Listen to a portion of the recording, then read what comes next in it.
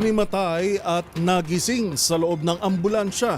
Ito ang bangungot na sumalubong sa hindi lang umano isa, kundi sa ilan pang mga estudyante ng Best Link College na sumama sa kontrobersyal na feed trip sa Bataan. Depensa ng Best Link, fake news at paninira lang umano ang mga lumalabas na ulat sa di umano'y Bataan Death March ng kanilang mga estudyante.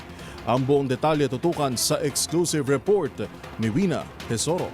May mga incentives daw po kasi. Parang hindi rin po kasi nasunod yung program eh. Habang may program po, may nag-announce po na first come, first serve daw po. Papunta pa lang eh. Nahirapan na po kami magharap ng bus namin. Even po yung sundalo po nagsabi na layo pala ng lalakarin namin. Ganyan inilarawan ng isang estudyante ang kanilang sinapit sa field trip ng Best Link College of the Philippines sa Punta Belhermosa, Bataan noong January 26. Emosyonal na kwento ni MJ sa DZRH ang nangyari sa kanya. Ayon sa estudyante, marami sa kanila ang nahimatay kabilang siya na nagising na lamang na nasa ambulansya na. Nagbayad umano sila ng 900 pesos para sa transportation at entrance fee para sa naturang resort at hindi rin umano doon kasama ang kanilang pagkain kung kaya't nagbao na lamang sila.